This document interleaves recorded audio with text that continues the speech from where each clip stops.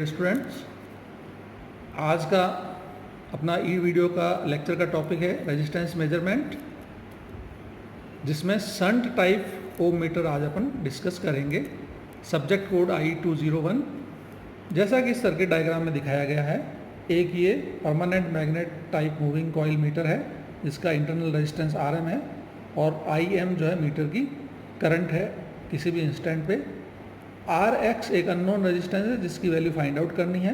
ई battery जोड़ रखी है, एक स्विच जोड़ रखा है और R1 एक करंट लिमिटिंग रेजिस्टेंस है। तो इस तरह से ये जो कनेक्शन कहलाएगा वो संट टाइप कहलाएगा, जिसमें अननोन रेजिस्टेंस को आपने इसके संट में जोड़ा है, तो संट टाइप कनेक्शन कहलाएगा। तो देखिए, जैसा कि पहला डिस्कस किया था अपन ने, R1 जो है करंट लिमिटिंग रेजिस्टेंस है, RX अननोन रेजिस्टेंस है, RM मीटर रेजिस्टेंस है और IFSD full scale deflection current है। अब दो स्थितियां बनती है, जैसे मान लीजिए आपने स्विच को क्लोज कर दिया है और अननोन रेजिस्टेंस आपने मान लीजिए 0 लगाया। तो अननोन रेजिस्टेंस जब 0 लगाएंगे तो देखिए बैटरी से जो है, क्योंकि ये शॉर्ट हो गया, यहाँ पे शॉर्ट सर्किट हो गया, तो सारा करंट इसमें से अननोन रेजिस्टेंस में से फ्लो हो गया। मीटर में तो कुछ करंट जाएगा ही नहीं, तो मीटर की रीडिंग 0 होगी। तो देखिए RX जब 0 होगा तो मीटर की रीडिंग 0 होगी और मीटर जो है, मीटर में करंट 0 होगा तो डिफ्लेक्शन 0 होगा। तो डिफ्लेक्शन 0 का मतलब है कि यहाँ पे अननोन रेजिस्टेंस अपन ने 0 लगाया, तो यहाँ पे 0 की मार्किंग अपन कर देंगे। देखिए अननोन रेजिस्टेंस 0 लगाया है तो फुल डिफ्लेक्शन 0 हो गया, तो 0 मार्क कर दिया। जब RX इन्फिनिटी कर दिया अपन ने, RX इन्फिनिटी कर दिया मतलब ये सर्किट ओपन कर दिया, तो इसमें तो करंट जाएगा ही नहीं, सारा करंट मीटर में जाएगा। तो मीटर में फुल स्केल डिफ्लेक्शन करंट होगा, मैक्सिमम करंट फ्लो होगा, तो मीटर जो है मैक्सिमम डिफ्लेक्शन देगा और उस केस में रेजिस्टेंस की वैल्यू इन्फिनिटी होगी। तो राइट साइड में जो मार्किंग करेंगे वो अपन इन्फिनिटी की करेंगे, लेफ्ट साइड में 0 की करेंगे। तो देखिए इन्फिनिटी रेजिस्टेंस पे current full scale deflection current होगा। तो इस केस में आप देखेंगे कि मीटर में लेफ्ट साइड में 0 और एक्सट्रीम राइट साइड में इन्फिनिटी मार्क करेंगे। मीन्स मीटर की जो मार्किंग है वो सीधी होगी, एज नॉर्मल होती है वैसी होगी। अब देखिए कुछ कैलकुलेशंस, अपन अननोन रेजिस्टेंस RX को फाइंड आउट करना है, लेकिन R1 अपन को पता नहीं है। मीटर को डिजाइन करने के लिए अपन को R1 पता होना चाहिए। R1 की वैल्यू को एडजस्ट करके अपन मीटर को कैलिब्रेट कर सकते हैं। तो R1 की वैल्यू फाइंड आउट करनी होती है अपन को मीटर को डिज़ाइन करने के लिए। तो फुल स्केल डिफ्लेक्शन करंट के केस में जैसा कि अपन ने देखा RX इन्फिनिटी होगा, तो फुल स्केल डिफ्लेक्शन करंट क्या होगा, E/R1 + RM। क्योंकि देखिए ये इन्फिनिटी हो गया तो इधर तो करंट जाएगा नहीं, सारा करंट इधर से जाएगा, तो रेजिस्टेंस दोनों जुड़ गए R1 + RM। तो टोटल करंट IFSD जो होगा वो मीटर में E/R1 + RM होगा, RX = इन्फिनिटी के लिए। तो ये इक्वेशन नंबर 1 हो गई। दूसरी किसी वैल्यू के लिए, कोई भी अननोन वैल्यू के लिए कुछ मीटर रीडिंग देगा, कितनी देगा, E/R1 + RX और RM का पैरेलल कम्बिनेशन।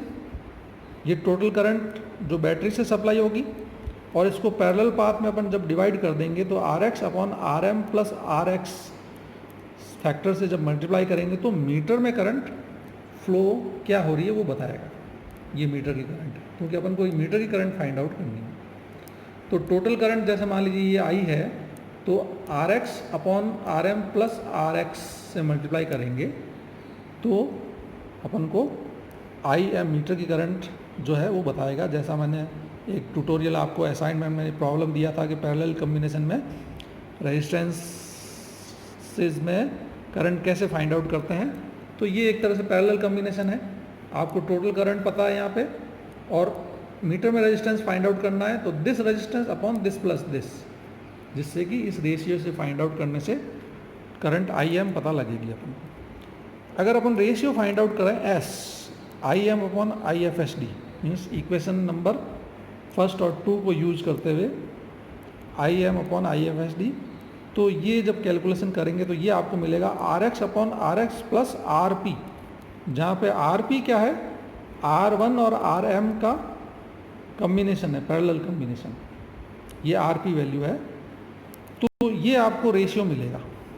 और ये रेशियो 0.5 अपन सेट कर दें, मतलब हाफ स्केल डिफ्लेक्शन करंट मिले, IM जो है FSD का आधा मिले, जिसको बोलते हैं अपन हाफ स्केल डिफ्लेक्शन करंट। तो ये रेशियो 0.5 होएगा। उस केस में अपन आरपी की वैल्यू फाइंड आउट अगर करते हैं तो उस केस में आरपी जो है RX के बराबर मिलता है, जिसको अपन RH भी बोल सकते हैं कि हाफ स्केल डिफ्लेक्शन करंट के लिए जो है आरपी जो है क्या वैल्यू होगी, तो वो RX के बराबर होगी। तो इससे देख के भी लग रहा है कि जब आरपी और RX बराबर होगी तो इसकी रेशियो की वैल्यू 0.5 हो जाएगी, है ना। तो इस तरह से अपन हाफ स्केल डिफ्लेक्शन करंट के लिए वैल्यू फाइंड आउट कर सकते हैं। किसी भी रेशियो के लिए, किसी भी पर्टिकुलर करंट के रेशियो के लिए, अननोन रेजिस्टेंस के लिए अपन करंट रेशियो या डिफ्लेक्शन फाइंड आउट कर सकते हैं कि फुल स्केल डिफ्लेक्शन करंट का कितना % डिफ्लेक्शन होगा। 0.5 का मतलब है फुल स्केल डिफ्लेक्शन करंट का 50% डिफ्लेक्शन आएगा, है ना। उसी तरह से अगर इसको मैं 0.1 ले लूँ तो फुल स्केल डिफ्लेक्शन करंट का 10% डिफ्लेक्शन आएगा किसी पर्टिकुलर RX वैल्यू के लिए। तो RX वैल्यू और RP की वैल्यू को चूज़ करने से आप ये सारी कैलिब्रेशन कर सकते हैं। किसी भी अननोन रेजिस्टेंस के लिए आप ये कंप्लीट मार्किंग कर सकते हैं, मीटर का कैलिब्रेशन कर सकते हैं। तो इस तरह से ये सीरीज टाइप ओम मीटर हो गया। ये भी रेजिस्टेंस मेजर करने के लिए काम आएगा। जनरली सीरीज टाइप रेजिस्टेंस ओम मीटर जो है shunt type high value resistance measure करने के लिए काम में लेते हैं, और सीरीज टाइप जो पहले अपन ने डिस्कस किया था वो लो रेजिस्टेंस वैल्यू मेजर करने के लिए काम में लेते हैं। तो आज का लेक्चर अपन यहीं कंक्लूड करते हैं। Thank you.